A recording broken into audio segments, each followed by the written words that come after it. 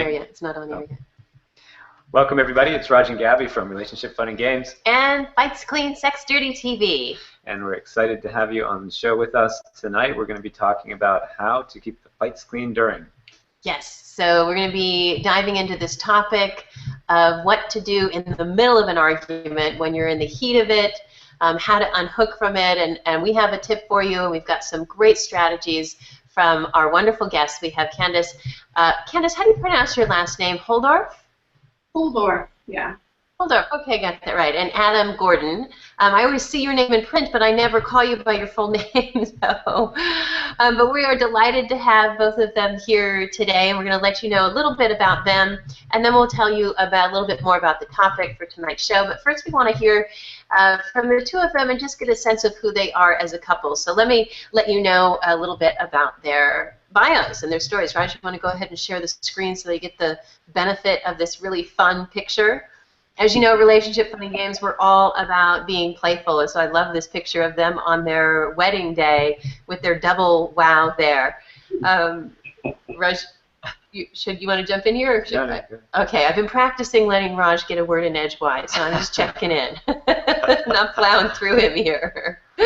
So, Candace, I just love the name of your website, Candace, The Orgasmic Life.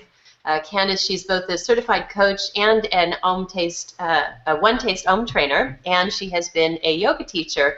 I believe she still does that as well. And I love this combination, a woman after my own heart, boldly honest yet compassionate and open-minded. It's just such a gift, so refreshing to have someone be straight and compassionate. Usually people are one or the other, and to get that combination is pretty special, especially when you're doing it, in service of their joy and freedom. Absolutely. Candace also, she also writes. She has a focus on marriage, eating disorders, and also using the lens of orgasmic living to look at how are you entering womanhood. And she works with women. Do you work with men as well, Candace, or just men? I'm sorry, just women. I work with all genders. All genders. Okay, great. Awesome. I know you in the context of your wonderful work with women. And my gosh, the photography and the art that you've done in this series for your book, maybe at some point you'll let us know a little bit about that. Roger, you want to tell them about Adam? Sure, yeah. So Adam's so excited to have you here today. And let me get that slide up so that people can see all about you. So Adam, he coaches people who want to strengthen and deepen their relationship by helping them communicate better with friends, colleagues, and partners in a way that shifts challenges into greater intimacy and connection. And love that, Adam, because it's so needed in the world. Those very things that separate us and create conflict are the very same things that can bring us closer together. So love that. He's also a graduate of the Transformational Coaching and Leadership Training, certified as a facilitator and course leader by the Circling Institute. And I love the circling. Yeah. Maybe you'll be able to fold that in and talk about circling tonight. There's a lot of great wisdom there. He's also founder and CEO of Oxygen Massage Therapy. Yeah, it's so great to see someone who creates a career, a business, you're successful, you're doing great out there, and you're living a great life, and you want to give back and share that experience with others. So I love that you have now entered into the coaching realm. Any client out there would be lucky to be working with you because you have managed to create such a wonderful life, the two of you. And I love that when your hearts are filled up that you just naturally want to give that back to others. No, absolutely. You can find that. Really wonderful to hear. Thank you. Yeah, and you can find more out about Adam at adamgordoncoaching.com when we'll give those URLs again at later on in the show tonight. So welcome to our two guests, and just to get a sense of the two of you, is there anything you want to share with us either about how you've met or your motto for your relationship? Because you're just such a wonderful couple. We want to just give everyone early on a sense of who you are. I feel like we came together, just a really wonderful confluence of events in our life that laid a profound ground for our relationship. Candace had just come out of her coaching training. I had just come out of a year of coaching training, and was really deeply committed to doing relationships differently. And funnily enough, when I first met Candace, I did not think she would work out as my life partner. I actually thought she was just going to devastate me. I was, immediately That snapped. she was what? She was going to devastate me. Oh, you were all ready for the end. You just met her and you were already planning for the end. Sure that this woman was far too beautiful, intelligent, interesting to settle for someone like me. But she seemed to be hanging out with me a lot, and I was in love. And I had this moment where I had this moment of clarity where I thought, well, I could just break it off and stop seeing her right away and wind up heartbroken, or I could stay with her and kind of commit to just this ride, whatever this is that my heart wants to go on, and then she'll, find someone better and leave me behind, and I'll wind up heartbroken. And I did the algebra, and I was like, well, I'll sign up for the ride at least. If I'm going to wind up heartbroken, I might as well get the show. But it had me, I think, enter the relationship from, if you're familiar with the samurai kind of warrior clan, they would always meditate on their own death before they would go into battle. And they would enter battle being already dead. And in this way, I got to enter this relationship being already destroyed or heartbroken. And for me, it created this ability actually to show up in a way I'd never shown up before.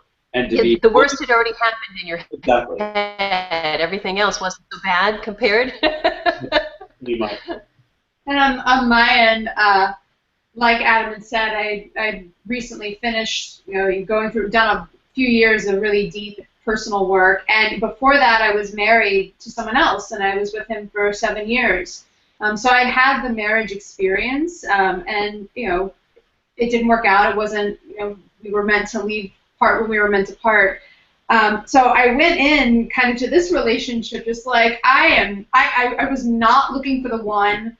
I was not one of those women like, here's my checklist, I'm gonna do my vision board for my man. I was just like, no, that's not happening. And I think that allowed just a certain level of openness in my communication. So when I knew it was right, and it was pretty quick when I knew, I was able to say, okay, I'm ready to really fully know what it's like to devote my entire being to another person, because I wasn't trying to force anything to happen. I'd had that experience, and so that relaxed openness allowed me to start maybe saying things, like this is what I want from a relationship if we're going to have it. And because I wasn't, committed to him being the one, like I just knew it would be right if he were to go along for the ride.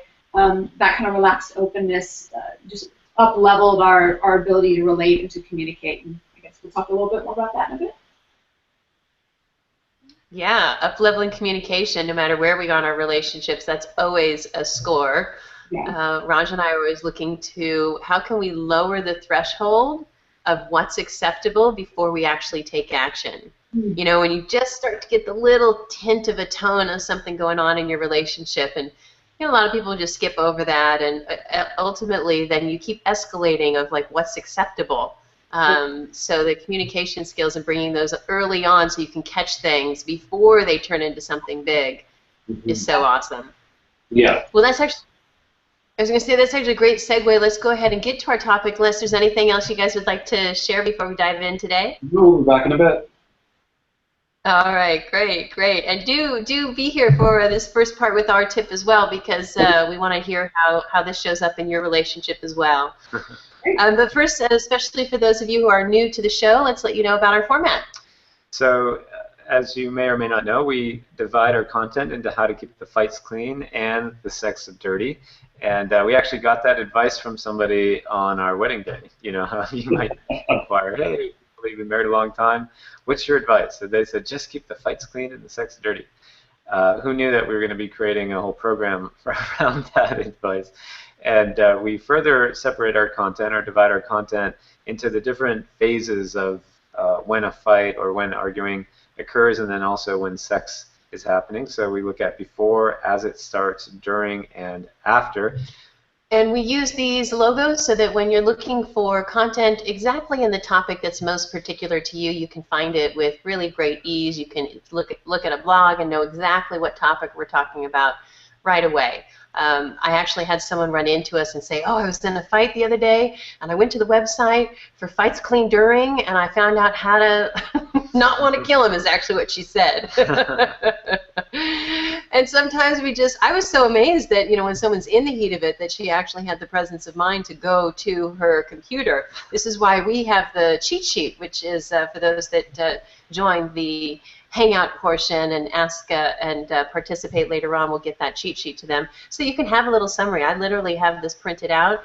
Just so easy to take a look and see each of these tips summarized into one sentence. But let's look at the tip for tonight. Yeah, so tonight we're gonna be focusing on how to keep the fights clean during, and the format of the show is that we're gonna share some of our tips, and we're gonna get some of Candace and Adam's awesome tips, and then at around 6:10, you will all be able to jump on the Hangout with us if you want to.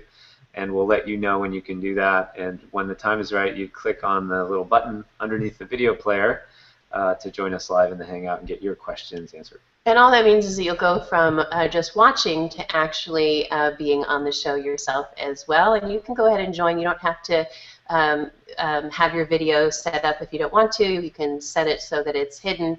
And you can also ask questions in the comments as we go throughout this. So you don't even need to wait till the video is available for you to jump on too. We want to hear what you want to know more about, so let us know. We actually have a moderator watching any of your comments, and we'll try to get your questions answered. And if you do jump on live with us when the time comes, we'll give you our cheat sheet for how to keep the fights clean and the sex dirty, as Gabby mentioned earlier. Yes. All right, let's So tonight, Rajan, our tip for how to keep the fights clean during. So you're in an argument, you're in the middle of it.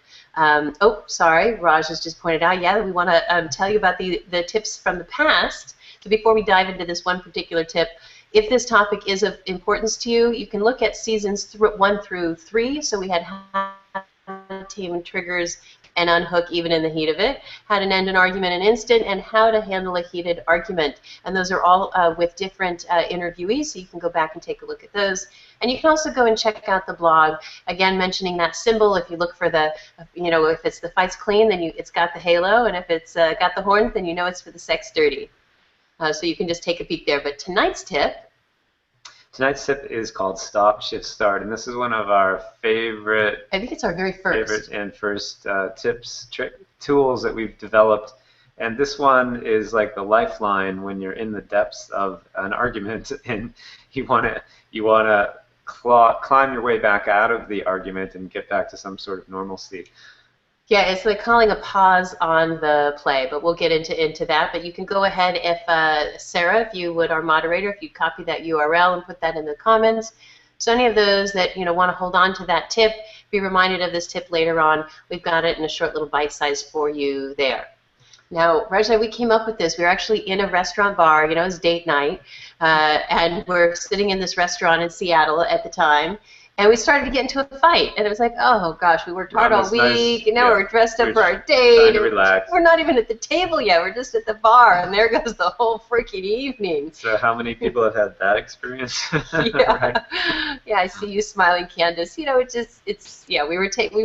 to make sure that our evening wasn't ruined, and so Raj, I think it was you, he just said, "Stop, shift, start," and he wrote it on a cocktail napkin.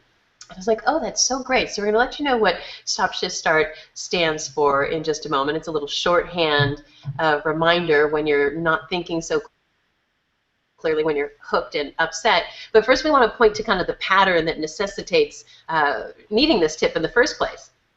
So again, this is during a fight, and generally what happens is that there's this back and forth push, pulling over something that you're disagreeing on. Could be a little problem ping pong. You're like, no, you did this, no, you did that, no, you did this, no, you did that. You go back and forth. And generally, well, sometimes the argument escalates, right? Sometimes we can kind of manage to get things settled down again, but sometimes we really get dug in, and it starts spiraling down and down and down. Yeah, that's the explode portion. And an explosion looks different for different couples, It could be slamming doors for one. It could be, much more mild, for you. But there's some kind of a lashing out, and very often right after that there's a retreat.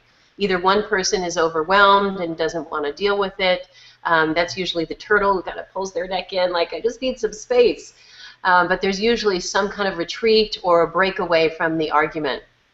And then generally, after retreating, we kind of have this little rest period, and that may even be like some prolonged period, like a week or whatever, and then this very same argument will come up again, or some variation, or something that triggers a similar wound from our childhood, and then the whole thing happens again. Yeah, so you keep having this argument over and over and over again, and thinking it's a brand new argument, but really it's not. It's the same argument.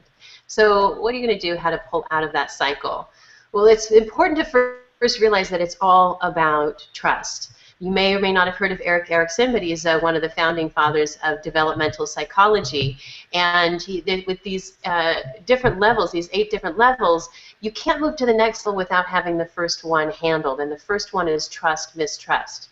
So if you can't build the skill to not cross any lines and to be able to move, trust your partner that you're going to work through this. And you can pull out of an argument even in the heat of it. If you can't build that trust, then you're ultimately going to have problems, and often people will start walking on eggshells, avoiding having the argument entirely, and then you just become more and more distant. Yeah, and we like to say that this sort of plaque can build up on your relationship. This, problem plaque, we call it. this barrier. Or what was the other one we were calling it? Rift residue, right? So any of this residue from you have one fight and carry it on into the next. So but what this is all about is really you want to explore for yourself, to evolve what is your ability to draw a line in the sand for yourself, for your own behavior and when to pull out of an argument. And then you also want to evolve the ability to be the one who you can give up being right. John Gottman, the relationship researcher, says, don't be afraid to be the one who loves more or first. So this is what this tip is helping you to do, is to evolve into those places, to stop an argument, no matter, right in its tracks. So we're going to get into exactly what Stop, Shift, Start is here, and I just want to tell a little story to presence the importance of this tool. We've probably all had those moments where it's the last thing that we want to do is be in an argument, but we're so deeply embedded in it, like we have no idea how to get out of it, whether that's on a vacation, a romantic night out, maybe you're on your way to your in-laws. That's the worst, the fight on the way over to the in-laws. We actually had almost a loss of our Christmas Day this last holiday because we were on the phone with my mom, and I really wanted to say and talk to my mom and connect with my mom. And I had this experience that Gabby was talking the whole time to my mom, and I'm fuming in the background. And she's my mom. I should be the one talking to her. And we got really engaged quickly in this, like, the whole day's going to be ruined now. And I called Stop, Shift, Start, and what it allowed us to do is to quickly dig ourselves out of that and actually have a great Christmas day. Yeah, it was like a 15-minute blip instead of like a whole downward spiral. But we want to get to all of their great tips, so let's, we also have an action option, so let's tell them what Stop, Shift, Start means and how to do it. Great. So... You want me to jump in? Yeah. Okay, great. So Stop, Shift, Start is shorthand. When you're upset, you're not thinking clearly. Literally, the chemistry in your brain blocks you from your creativity. So Raj and I like to have practices or words or shorthand, these habits that we do, these games that we play, if you will, to be able to pull out of an argument just when we need to. So Stop, Shift, Start, it's essentially shorthand. We've got it up here on the screen. We're committed to having a loving and supportive relationship. I care about your experience and our happiness. I may be hooked right now, still I've got one big toe in our vision over our victimhood. I'm willing to stretch to step into our commitment to our relationship vision. Will you please meet me there? Now, who has the thought to say that, right? And even the shorter version of, hey, let's stop fighting, let's shift out of this default dynamic and start into a more loving dynamic by design. It's just so much easier to say Stop, Shift, Start. And then Raj and I, we like to make it fun, and we will either pretend to blow a whistle or throw a flag on the play. That's why we used a yellow referee flag, because we'll literally pretend, and actually we do have a referee flag. And we will pull the flag and throw it on the ground to call Stop, Shift, Start. Sometimes we're that funny. Yeah. Other times we're like, I call Stop, Shift, Start. No, what's not funny is when someone says, oh, screw Stop, Shift, Start. That rarely happens, and this is where the trust comes in, that if your beloved has the strength and the courage and the patience and the wherewithal to pause in the middle of an argument and give you the branch, the olive branch of peace, you want to make sure you accept it. Because again, that researcher John Gottman has shown that it's not a problem if you fight. It's not even a problem if you fight and nobody apologizes. What's really a problem in a relationship is if you fight, someone apologizes, and the other person doesn't accept the apology. So no matter how small it is, if it's they're trying to get an apology out and it's not coming well, or in this case it's just stop, shift, start, meet them there. And that's one way that you can build trust. And if you're not quite ready, you can say, give me a moment. Actually, Raj and I, we have a line for that. When not that you're wrong, but you know that, okay, I'm going to take a step towards this, but I'm still mad. My rational mind knows the way to go, but my emotional mind isn't ready there yet. We say, ready, Raj? Wait for it. It's kind of like the Mel Gibson in, what is that called? Braveheart. Wait for it. Wait for it. Wait, it's coming. Hold. It's coming. So let's just wrap this up with the action option, because as you know, if you've watched the show before, we always like to leave you with a specific action to take so you can dive into this juicy tip. Yeah, so let's do our little theme, right? The little Mission Impossible theme. So because it is an option, this is not a given, but your mission, your action option, should you choose to accept it, is to first sit down with your beloved. If your beloved's not interested, that's fine. You can move forward on your own. But when your beloved's game for playing a game, that's great too. So if you're in a happy and healthy state, when you're in this great place, sit down and write out just 2 or 3 sentences, 2 or 3 agreements about what are those behavioral touchstones, what are those lines in the sand that you both agree to and you want to practice to build trust in your relationship for how you're going to navigate an argument and not lose it. Okay, and then the second step is to take that which you've written and put it in a place that you can find it, okay? Post it on mirror, bathroom, etc., maybe in your wallet. I like to put it on my phone, so every time I open my phone, I'll see that reminder. And put it somewhere where you can see it often. So again, clarifying, Gabby, this is how you commit to having the baseline of your relationship, right? Something that you come back to, when you said, I want to get back to that thing that we say our relationship is. Yes. Mm-hmm. Yes. So in the third step, when you start to experience any friction, it starts to build up. You're getting into an argument. Remember the stop, shift, start. Remember those lines in the sand that you said you don't want to cross. And just go ahead, pretend to blow your whistle or pretend to throw your flag or get a real flag. Go ahead and bring some humor, not sarcasm, but some humor, and call to your beloved. I call stop, shift, start.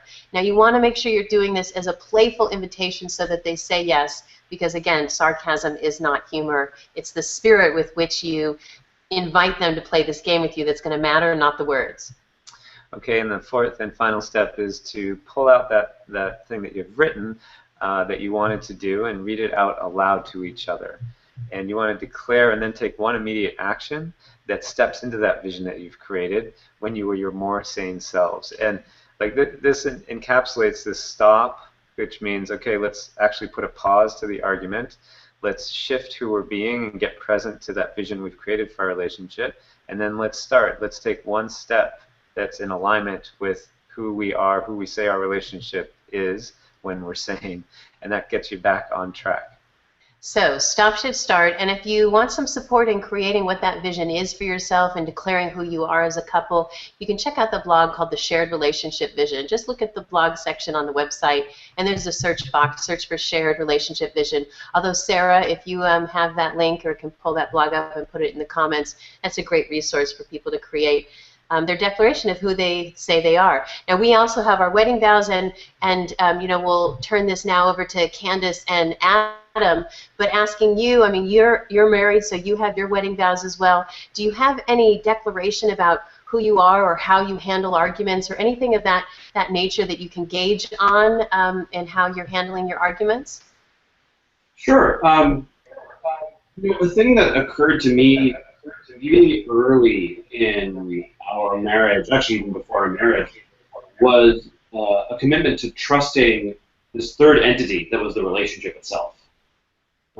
Yeah. Yeah. I think when we first started, seeing each other, it kind of occurred to me, you know, I've been in relationships where people put me on a pedestal or something, or, you know, I might do the same to someone else. But, and, you know, we're human. We're you know, we're going to, he's going to fail, I'm going to fail, but the relationship, the third entity, the thing that is holding us, that I trust the perfection of that, of however it's unfolding, even when it's uncomfortable, even when we're having a date night and like we're getting into the sex or whatever, you know, and then like, and it gets weird. It's like we didn't have the sex we were supposed to have that we planned tonight, you know, like, but because I trust that the sex that did occur, maybe the fight that occurred within it, brought us more intimacy, then that's exactly what the relationship needed. And that's really the key for me is what creates more intimacy. Yeah. And just to speak to what you said about giving up being right, and I love that you bring that into your frame. And for us, you know, certainly for me, when we're in a fight, there's kind of three things happening at the same time. There's a lot more, but three main things. There's a point of view that I have as Adam, where I am really invested in the experience that I'm having and being correct. And there's something going on for Candace that he's really invested in. And then, and this is where I really put my attention in the beginning, the relationship itself is moving through something into greater intimacy. And if I keep my focus on that, then I have room for what I'm experiencing and room for what Candace is experiencing, not as opposing expressions, but as a confluence that's creating something new. And that's where I actually get excited. So while I'm getting really scared and tight, I'm also like, oh, something new's about to happen. Yeah. This is cool. Yeah, when there's multiple points of view that are being held as true, then evolution is possible in the relationship. Yeah. Yeah, I love that message, that all of it, like the give up being right, being able to get that perspective of what the relationship needs for increased intimacy. When we're really stuck on that we're right, we're probably not. I mean, from our point of view, we might be, but that's the thing. It's your point of view, and it's not the truth. And there's space for me to feel right in my rightness in this relationship. Like I'm noticing I want to be really right now. You know, like, and there's space for that to be true, and there's also deeper truth that we're connected to, which I guess you guys talk about, like that deeper value and stop shift start. You know, it's like, what's the value that we know we're not going to cross, you know, and so there's a deeper value connection that we're committed to. Yeah, and it's interesting you speak about sort of those repeating issues. The issue comes up again and again and again.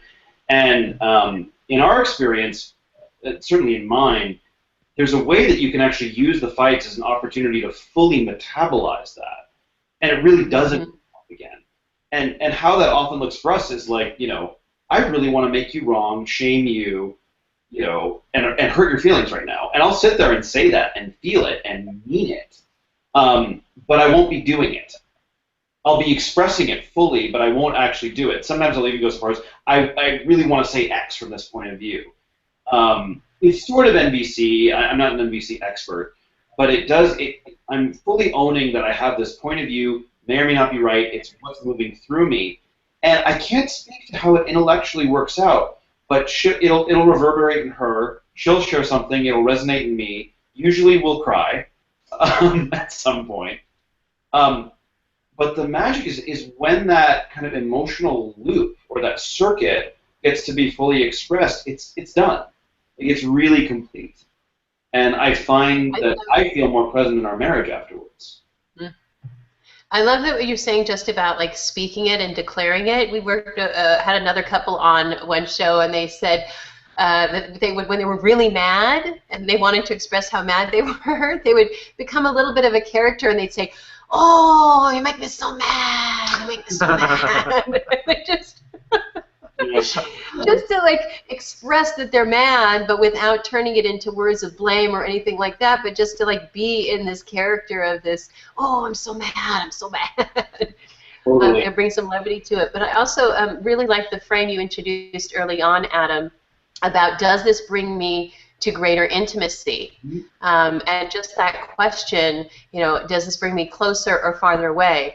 I had a health coach once explain to me the biology of your muscles and building muscle, that you are always, always, always either building muscle or losing it. There is no neutral. And it's the same way really in relationships, that you're either building intimacy or you are losing intimacy. It is never a stagnant element. So I love that that's your frame of references. Is this bringing us closer intimacy? May not always be easy or smooth. There might be some bumpy rides and difficult conversations, but is it bringing more intimacy? Love that. For me, intimacy, when you can't, for me, you can't really talk about intimacy without talking about vulnerability. And there's really nothing more vulnerable than being in love with someone. That person has the ability to make you feel more hurt and rejected and tender than anyone else on the planet. But it's the flip side of the gift of being loved, because that person has the ability to make you feel more affirmed and loved and valued than anyone. That you've given them that power. So of course there's a lot to fight for there. And the other thing is, for me, when we're talking about intimacy, being angry with someone, ironically enough, underneath the aggressive kind of offense that you're playing, that anger sort of wants to play, is the incredible vulnerability of being angry and upset. It feels really ugly on the inside. I don't think most people like the way they look. Like if I took a video of myself being really angry, it would be really hard to watch. So there's a lot of shame and embarrassment that arises with the anger, but conversely, having your partner hold you in anger and playing a game with how you express your anger that allows them to, so they're not feeling blamed and defended, but they can actually be your ally, that the anger is something that's moving through your relationship, creates a tremendous amount of intimacy and safety and trust. And energy to in the service of, for maybe maybe a jargony word, but like turn on or orgasm or whatever. It's like when someone has that same energy in their body and they're not hooked on a charge in a negative way, it's like this raw animal power. So if you can like learn to play with that and like, okay, well then let me pin your hands down, and let me just fight you like this, then it kind of it can convert. So I think maybe one of the tips people get to is like sometimes just getting in our bodies, like we're mental. It's like, okay, stop. Like get in your body. Like, what does your body want to do? How does it want to express? Then that's a way to kind of convert that anger and express the anger without the shame, and maybe even convert it into like a turned on electric place. And I love, Candace, how you're connecting keeping the fights clean and the sex dirty, because they are totally related. And it's so great, but I haven't seen someone quite Bridget of like, hey, let's play with our fight when we're having sex. Like, that's really great. That's really awesome.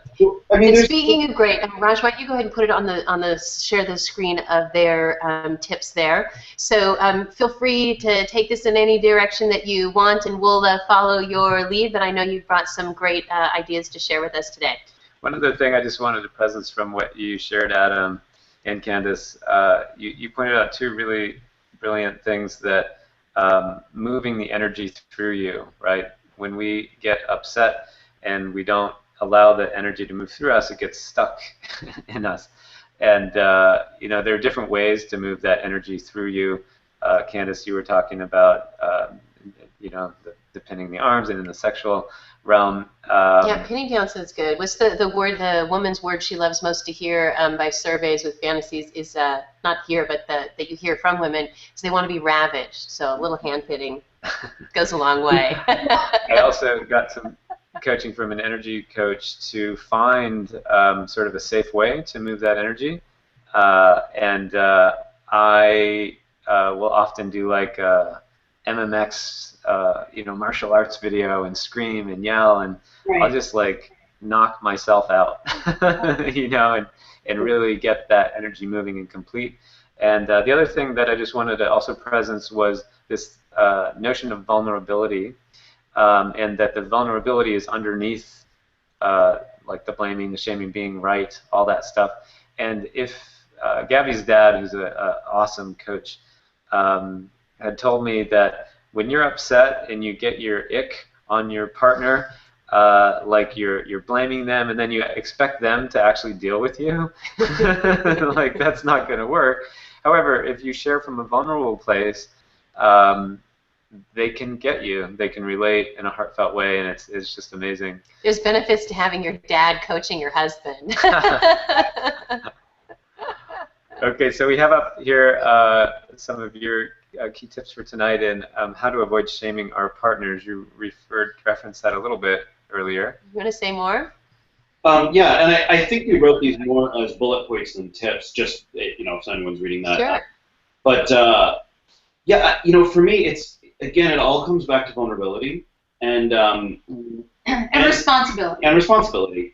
And I think one of the easiest things to do to avoid being vulnerable is to want to be right. And it's a very slippery slope, because as soon as I get invested in wanting to be right, I tend to get angrier. And then if I'm going to give that up, now not only am I wrong about the thing that I was trying to be right about, but I'm wrong about how I've been acting, and it can just go, it can spiral. But leaning into vulnerability is, for me, one of the most powerful ways to avoid getting defended. And if I find that I'm wanting to get defended and shame or blame or hurt or humiliate or do any of those things, rather than even try to not do that or try to censor myself, I'll include it in the conversation. So, you know, this thing, I'm noticing I'm angry, and I'm noticing I really want to make you wrong and embarrass you right now. Yeah, and notice the words he's using are I feel, I want, these are the things I want to say. So for me, like, avoiding blame and also avoiding name calling, it's not you're a stupid bitch or whatever. It's like, yeah, I feel so angry, and like, what I want to say to you is, if I were to be really raw, can I be really raw? And I'll be like, sure, be really. He's like, what I would want to say to you is that you're acting like a stupid bitch, you know, or whatever, because we have that trust. But notice he's framing, and I'm always framing everything like, I feel angry, not you're doing this to me, but I'm feeling this way. And that, to me, is where responsibility comes in, and that when you're taking responsibility for your own experience, that's where blame and shame no longer show up in the picture. Or you can create, like I said, like maybe you can create a space for that expression to come, but you know it's not the truth. It's just a momentary expression. And you know what makes this whole engine run, again, is what I said earlier of trusting the relationship expressing itself. And trusting that whatever this fight or conflict is actually something really beautiful expressing itself through the relationship. And when that's happening, I feel incredibly willing and welcome to just lean in and surrender fully. But it is a little bit of a dangerous game to play, because it's sort of an all or nothing game. Because if you get to a point halfway through where you decide to stop being vulnerable, then it won't express itself. Then it will become that kind of a destructive fight energy. Yeah. So the one thing I will say is, once you start down that path of being vulnerable, just be ready to follow it through, to let it fully move through you and be fully expressed. And that's probably a good key for, like, the during phase of the fight is, like, commit to the vulnerability. Absolutely. Like, if you're in the middle of it and you're deciding, okay, I'm going to commit to this now, like, you have to commit. And we trust each other enough at this point in our relationship that, okay, we're committed. That's a core value. And this is where, like, simple things, and you know, our second point of how to tolerate the discomfort of a fight and stay centered and convert the intensity into turn on. I love what you said earlier, Candace, about getting into your body. You'd be amazed how much breathing will help. It's like, we'll just stop, we'll look at each other, and it's like, we'll, like, look into each other's eyes, and it's like,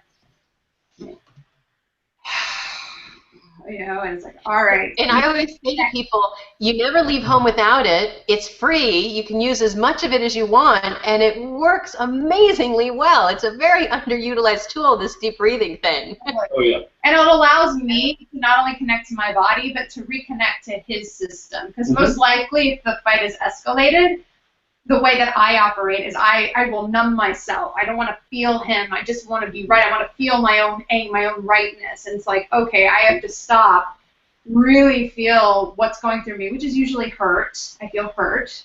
And then also feel him, feel his, like, whatever his perspective on what made him do or say the thing that maybe hurt me. Absolutely. And just to kind of speak about relationship as even a spiritual practice, chances are, like spirituality 101, we create a false identity so that we can orient in the world, and we create this sense of I am these 10, 20, 100, 1,000 things. I'm the story of me. Chances are whatever I'm feeling really right about is part of that construct. And there's a wonderful way that these conflicts can be an opportunity to melt a little bit more of that false sense of self and have a little more truth come out and actually achieve a little more freedom in a spiritual sense, on the road to enlightenment even. So this is where, I'll notice this part of me wants to be really right, and it's actually this chance for this part of me to be reintegrated to the whole and melt. Yeah, I love that. The things that come up are such deep-rooted parts of our identity, and there's so much survival strategy around keeping them in place. Yeah, and also melt the old story that I might have that's keeping me from what I want usually, but like, this old story around, for me, I have a lot of stuff around abandonment, like, oh, well, I don't want to intrude myself because then it'll be an imposition on you and you won't want me around. And so here's an opportunity again and again for me to like rewire my brain. Like, that's not true. He likes it when I speak up, and I'm like, no, not in my house. What's on go? Anyway, and humor. You're actually blushing a little bit there, I have to say. That's very cute. Big part of like you guys, like I couldn't be in a relationship if my primary relationship that wasn't founded on humor, on just like in the middle of a fight looking at each other like, what? Yeah. what is this about? Yeah, I remember once we were having a fight. I don't even remember what we were having a fight about. We were just in the car, and I think I looked at you, I was like, why can't we just catch a break right now? And we both just started laughing. Yeah. It's amazing how close beneath the surface there that the laughter is. It's always available. I mean, there are certainly, you've got to feel into it and use your best judgment. Sometimes it's like people do not want to be joked with. But if it really is a sincere humor, if it is that genuine letting off the steam, it can be really magical. And it's like you can't be angry and laugh at the same time. It's impossible. I would avoid making fun of your partner in that, but where you yourself or at you yourself plural as a couple usually works really well. Yeah. But like sometimes I might, well, just maybe me, I'm a little tender, like to be made fun of if I'm not quite in that space. Maybe like laugh at the situation or who we are, or like. Or sometimes I'll just get cute, like because there are times when there's just so much emotionality, and I know that Candace doesn't even want to be upset. She's just upset, and we lost you for a second. Are you still there? Oh. Okay. Yeah, and so I'll just start doing ridiculously stupid, cute things that are part of our relationship vocabulary.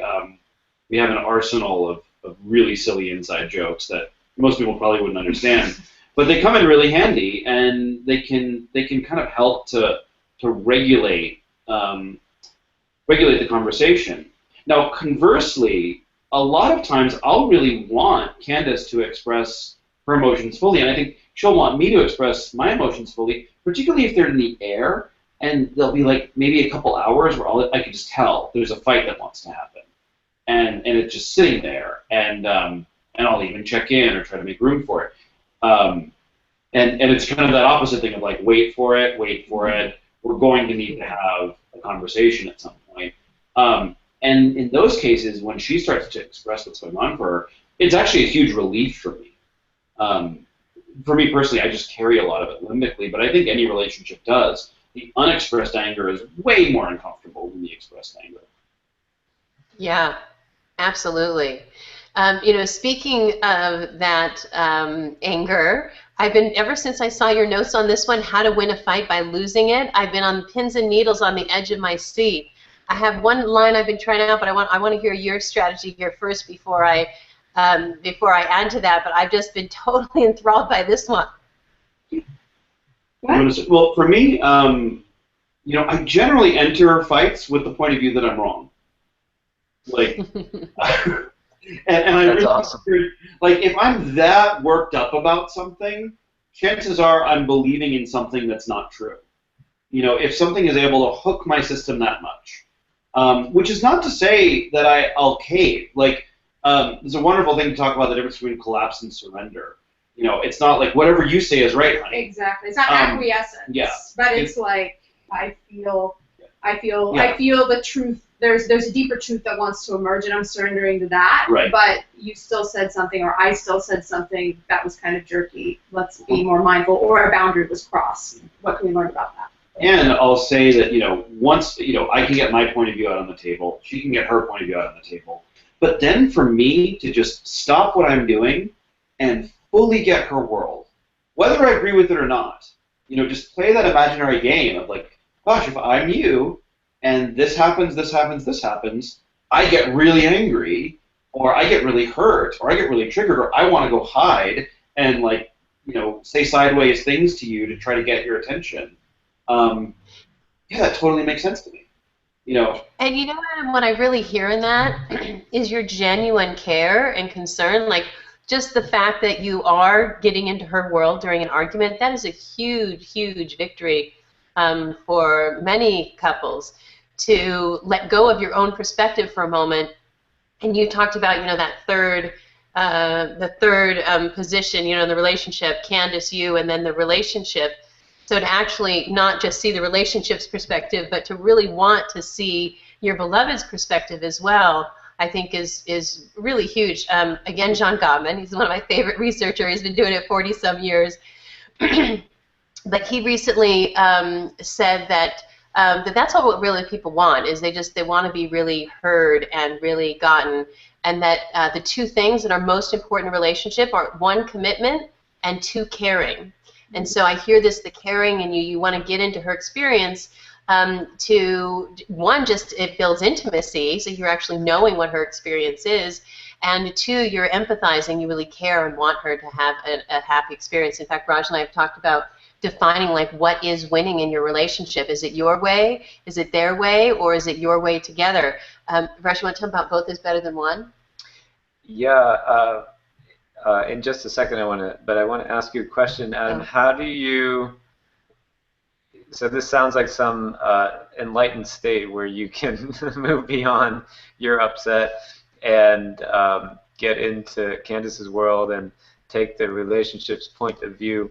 How do you actually manage yourself to do that? Do you have times where you're just so, like, engaged in your upset that you can't do that? And how do you, like, take on this position of winning the fight by losing it? Mm-hmm. Can you speak to that a little bit?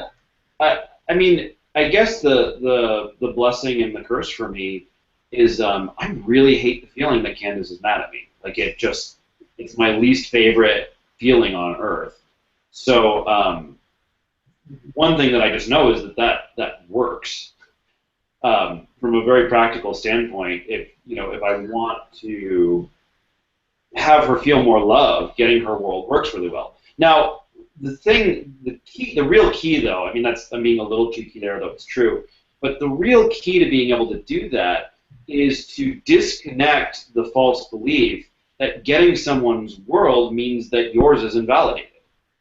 So I can still say, like, what I said, like, you'll hide and say sideways things to me, but my experience that you hiding and saying sideways things to me totally screws up my psyche, makes me feel crazy, makes me angry at you, makes me want to hide. That's all still true. But I can still understand why she's doing it. I actually think you could apply this even on a global level to international conflicts. And there's a great video a former CIA agent just posted about how we're making the huge mistake of not understanding our enemies, and you'll never get peace that way. Right. As soon as you make someone evil and wrong, particularly if what they're doing is hurting you, it's so tempting. You're just a bad person. Stop doing that. I'm going to destroy you, and then you'll stop destroying me. As opposed to, why are you acting this way towards me? Because also, Adam, if you do it the way what you were just saying, you end up demonizing your beloved. Once Raj and I, this was years ago, we got in a big fight, He called me, this is before we had an agreement of no name calling, and he called me an ogre bitch. And I just started laughing, and I said, oh, really? Do you want to be right about that? Because where that leaves you is married to an ogre bitch, so I don't think you want to be right about that. Right. I think going back to the thing about, like, how to win a fight by losing it, it's really just that thing of being able to go back to vulnerability. So it's really like the first person who gets vulnerable actually, loses the fight and wins at the same time. Mm-hmm.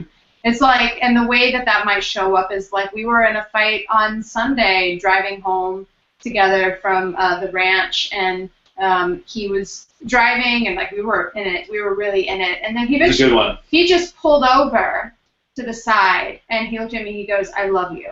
And like that to me was him losing the fight. But it was also, it wasn't just for me, it was for him to reconnect to like, oh right, I love this person. And in that moment, I was still holding on to my anger, so I wasn't able to say it back, but I looked at him and I said, I hear you, I acknowledge that you love me, I'm not able to receive it fully right now. So at the very least, like, he knew he was heard. He laid down his rightness. I was able, like, I took maybe the olive branch. Like, maybe I wasn't, I see your olive branch and I will take it. Can't take it right now, But again. That was your version of the wait for it. Yeah. Wait for it. Yeah. I'm on my way there. I'm not quite there yet, but I'm on my way. He lost the fight, but essentially we won. You lose a fight, but in the end, both people win. Yeah, and I softened. And you know what? If we're going to make it into an actionable tip, if you're in the middle of a fight and you have enough presence to do this, shift from feeling the anger to feeling the pain of the separation. And if you share that with an I love you, limbically, the effect on your partner, it melts. So while, maybe by saying I love you, I've lost, and I'm not even sure that's true, but I've stopped, just uncompromisingly advocating my point of view. I've actually said that, I love you. I'm not withholding love to win this fight. Right. What I've won is connection, and now we're both on the same team a little bit more. Yeah. Beautiful. I've been losing fights. My line lately is to say, I effed up. Like, rather than because usually you're looking, well, I'm wrong here, but I'm right here. And you're focusing on where you're right and where they're being too hard on you and all of those things. And how it just completely can neutralize things if I just say, I effed up.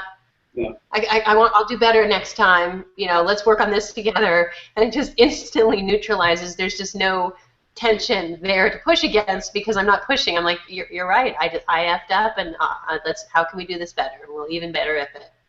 This makes me really want. And we've got about 7-8 minutes left here, and I know we've got 2 more tips here. Okay. Truth is an aphrodisiac, and the art of the withhold. Got it. Great. Truth for me, I'll say, truth as an aphrodisiac. Again, it's that feeling of like when you and your partner aren't speaking your truth. Like, you'll feel this kind of, like, weird tension or this weird numbness and finally when someone says something to you, like I've been afraid to ask for this thing because I'm afraid you'll get angry at me, it's like all of a sudden your body, like, relaxes and you feel again.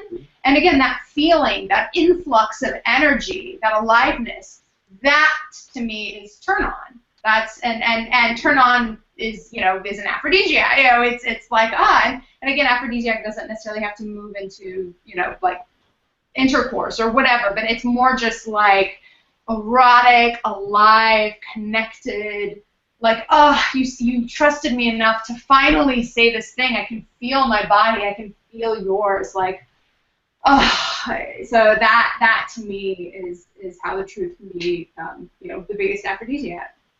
Absolutely. Oh, you just embodied that so well. That was just very hot, Candace, I have to say. You can see why I do a lot of truth to Candace. You're right, truth is an aphrodisiac. It's getting hot in here. Yeah, and I think this kind of dovetails right into the art of the withhold, actually. And this is interesting. I want to talk about something that I still like.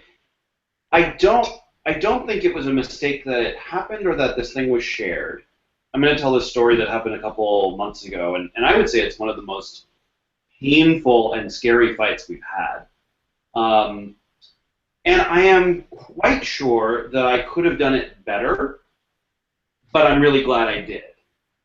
So it was a couple days before Valentine's Day, of course, and I was just riding this really kind of high of feeling connected to Candace, and because my heart was so open, I decided this would be a good time to pull out the big withhold that I'd had for maybe half a year or more, that I had started to feel less attracted and had started to judge her body. And Candace has a history with body issues.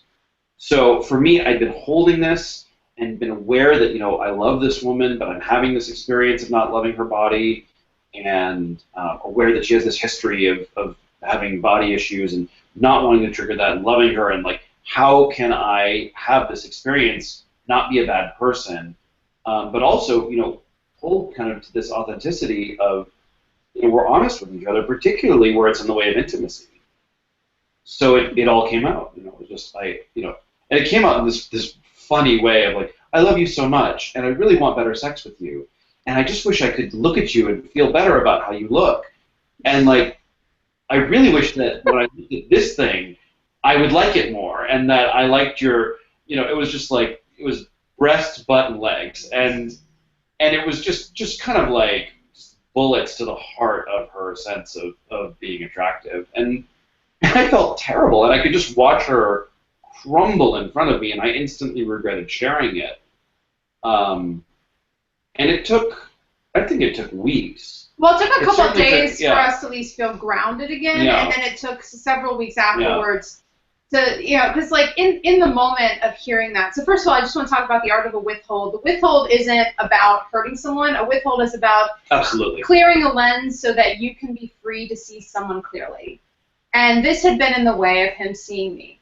And so really, like, I knew it wasn't about me. I knew it wasn't me. I knew I looked fine. I could see it was just building up in him as some deeper thing. And within a couple of days, like, we had a really big conversation about choosing turn on. You hear about, like, people choosing to love. Well, I think we have a practice of choosing attractiveness, choosing turn on. Like, in this moment, I'm going to choose to love it. And I love his body. I have no issues, so it's not a big thing for me. But I've also, that makes me feel great. But I've also learned that, like, I know that I totally get that, like, attraction ebbs and flows in relationships. It just does. Like, one day you feel this way, another day does, like, so I can roll with that. But yeah, it kind of triggered this old wound in me. But I was present to realize, okay, there's an old wound that's being triggered. It's not about my body, and it's not about him, so let me just process that. And then we started to just, like, talk more and more about, like, what is it more that you're wanting? Like, what is it that you actually want? What's the deeper thing underneath this? And really the looks thing became nothing. And I would say in our sex, I like for that, me, you're doing a little bit more of the scratch and sniff on, like, okay, this is what's on the surface it's looking like, but what's really underneath. Raj and I will talk about nonviolent communication, and you mentioned NVC before, based on the idea that every quote-unquote negative emotion is based on a need that is not being met. And so you're naturally doing that of saying, okay, there's this displeasure, but what's the actual need that's underneath that? Because there's a lot of different ways to getting to that need met. Yeah, and I would just say, for me, withholds, and this one in particular, the reason, I think the biggest reason for a withhold in relationship, that you want to remove the withhold or express the withhold, is that there's something huge going on that has emotional charge for you, and you're keeping it from your partner. The amount of mental and biological and sexual energy that is going into keeping that from being expressed is energy that's not going into your connection. It's going inward. And even when it... And people can feel that. Even if they don't know what it is, they can feel there's some barrier there, right? And in that barrier being there, you may not know what it is, but you know there's something there, and your imagination can always be worse of what's really happening. And the reason that we say the art of the withhold is that, timing, how you approach it, how you feel your partner, how you handle the impact on your partner, there's an incredible amount of nuance to it, and it starts out very messy. Practicing withholds can start out incredibly messy. Right. But and you have to be willing to feel your partner as you're giving it absolutely. too. It's not just like blah. It's like boom, feel. Not the emotional vomit. Yeah. Right. Oh, I'm so glad I got that out. Yeah. This wound up for a couple days with her crying, and then me feeling, this is a woman who I love, me feeling how hurt she was by me. But this brings me to kind of the overarching thing. Like, if there's one thing that I can talk about in relationships, it's taking blame out of it, including blaming myself, and realizing I didn't choose to have that experience. Like, I didn't actually sit up and say, I really want to love this woman and judge the crap out of her body and make her feel bad about it. Like, realizing that that's something that's moving through the relationship, it's happening to both of us, which allows me to show up for what I'm doing. And in a way, in the funniest way, by not blaming myself, I can take more responsibility for carrying what I'm carrying and holding her and showing up. Yeah. And speaking of showing up, I just want to acknowledge and thank you both for showing up so authentically and vulnerably today. Intimacy is into me, you see, and you've given us some really great insight. You guys are obviously an awesome couple, so it's really comforting for people out there to hear, like, oh yeah, we had a doozy back in February, and this is what we learned from it. So it's just so wonderful to have you. We want to point out to people, if they want to find out more about the Orgasmic Life with Candace and Adam Gordon coaching. They are both coaching individuals. And I think, Adam, you said you work a little bit with couples as well, don't you? I work with both individuals and couples. I work with couples as well. Yeah. Yeah. Oh, you do? Okay, great. Wonderful, wonderful. Well, I just love that you guys model. You don't just talk about it, but you're modeling this as well. So for those of you watching, the orgasmiclife.com or adamgordoncoaching.com. And Sarah, if you would also take those links and go ahead and just paste them into the comments so people can click those easily. And if you want to know more about relationship fun and games, you can check out our website there. But if this is your first time to the show, we want to offer you our free gift with the Relationship Reset Kit. And that has a little mini email course with our 4 top tips that we'd love to send you. Actually, before we tell them about those, let's just announce our show for next week. Oh, okay, got it. And then we'll get into some of our free gifts and also some offerings that we have upcoming. So next week, we have How to Keep the Sex Dirty During. And we're going to have Sherry Froman and Scooter Wilson. Yes, the topic is how to steer clear of stale and predictable sexy time every time, because we do not want people just accepting these cliches that the passion's just going to fade. Raj and I say, best ever sexy time is not behind you. We've actually created some practices that pretty much guarantee it just get better and better. And I love what Candace and Adam, you guys said about literally generating your attraction. You're not waiting for it to kind of come and bite you in the butt, but actually being responsible for creating that attraction. It's really awesome. So we'll have more on that topic next week on Wednesday. I believe that's the 29th at 5:30 p.m. Pacific. Great. And as Gabby was mentioning just a moment ago, our Relationship Reset Kit. This is an awesome information-packed, full of top tips, tools, techniques that will just bring your relationship to a whole new level. And we want to just get you started, so there's absolutely no cost for that one. You're essentially, it's a free membership, and you'll also get our guidebook on how to keep the fights clean and the sex dirty, which has dozens of some awesome tips laid out in a really easy way to access them. And of course, you can always come to the show live and watch the replays. So if you're interested in those, you can go to relationshipfunandgames.com/getfreegiftsmain. And Sarah, if you'd go ahead and post that in the comments as well. And then the 2 other offerings that we have for you. One is our ebook, and we just really like to put together this ebook. I think there's something like 60 pages of, and again, all laid out so that you don't have to read all of it, although it's a great resource to read all of it, but just scroll through and find the topics that are most important to you in your relationship, whether it's fights clean, sex dirty, before, as it starts, during, and after. And that's $27, and you can find that at this URL here, relationshipfunandgames.com/ebook. Yes, and I think actually we've lowered the price on that. They've got a better deal on that, so check it out and let us know. But I'm very excited that in just over 3 weeks, we will be starting our course, our online course, which is all about how do you take the conflict and the complaints and turn it into connection and contentment. Exactly what Candace and Adam have been talking about here tonight and modeling so well. I just love the feeling of how you guys are leaning into the challenges, not trying to avoid them. You're like right at the front lines of your relationship and embracing all of the lessons that are available through any conflict or challenges that you may have, or even complaints.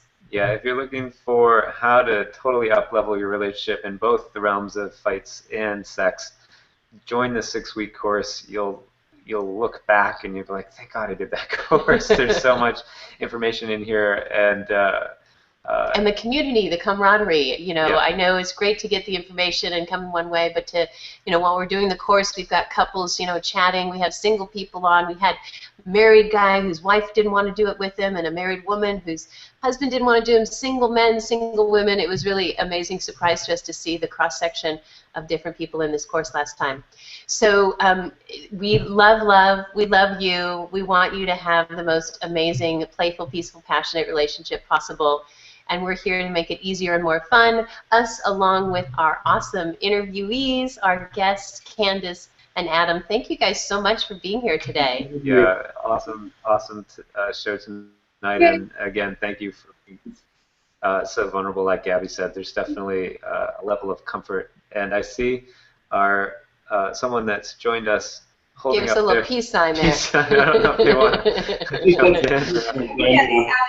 to. Peace out. Peace out. I love it. I love it. Yes, peace to your relationship. Playful, peaceful, passionate relationship. Thank you so much, Candace and Adam. And Alexandria, who's joined us, if you want our cheat sheet, just email us at the email address shown here, Gabby and Raj at relationshipfunandgames.com, and we'll send that right email over it to right away. All right, have a great weekend, great week, everyone, and stay being nasty for your sex life. All right, guys. See you soon. Bye-bye, guys. Bye-bye.